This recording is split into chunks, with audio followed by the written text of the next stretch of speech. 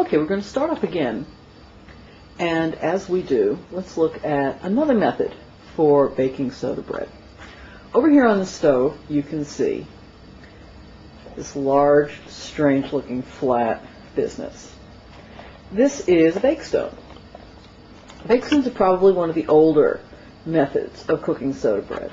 Originally, this would have been hung over the fire on a crane. You can see the loop in the top of it that's meant for that.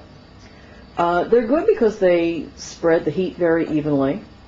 If you don't have a bake stone, as probably a lot of people don't, a flat bottom frying pan will do exactly as well.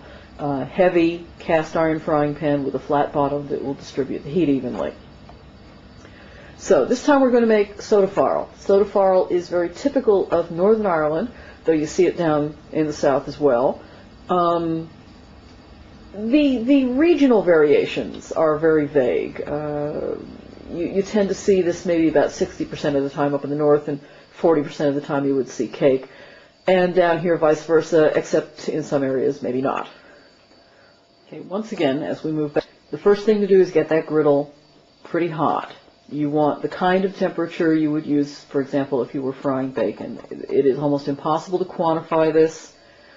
You want to work with your range or stovetop until you can get it to a point where the bread takes about 40 minutes to be ready and to be that nice sort of toasty color. It takes some experimentation to learn how to do this. You will probably mess it up the first time. Don't be surprised, because heaven knows most of us have. Now then. Okay, now I've got the griddle, the bake stone, to the point where I can only hold my hand above the surface of it for about 4 seconds without feeling I need to take it away. I think that's probably hot enough to start with. Start your griddle too hot and you're going to get farl that is too brown. So, let's go through this whole business again. Right. Now I've already done all the mixing of the ingredients here, so I'm just going to cut straight to the chase. I'm going to fluff it up a little, actually, because it's been sitting here by itself for a while. Bearing in mind how it behaved a little earlier when I made the cake, I've gone right up to 300 milliliters of buttermilk on this. In we go.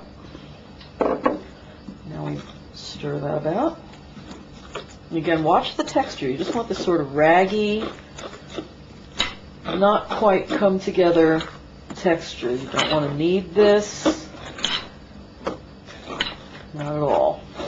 Or only for less than a minute. Surely less than a minute. Now, that is still a little too dry.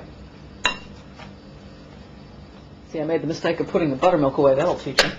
So, give it a little bit more. It's going to be fairly wet now. That's okay. For farl, that's okay. You can be a little wetter with that, I find, than cake. And get away with it. Farl can be a bit sloppy. Okay. That looks about right. Okay. So the flour goes down here at this point. That gets churned out. Again, it's all very unstructured. Just a little bit, yeah, it's kind of wet and sticky. That's okay. If it's too sticky, you just flour your hands and keep on going. Don't panic. But again, don't press this hardly at all. You want a very light touch with this stuff. Now, a little bit more flour just to keep it from sticking to the worktop. Now then, there we are. That's about the size you want. You're talking about a 9-inch diameter. You want something round, and now you cut. One way, two ways. Having done that, you put it on the griddle.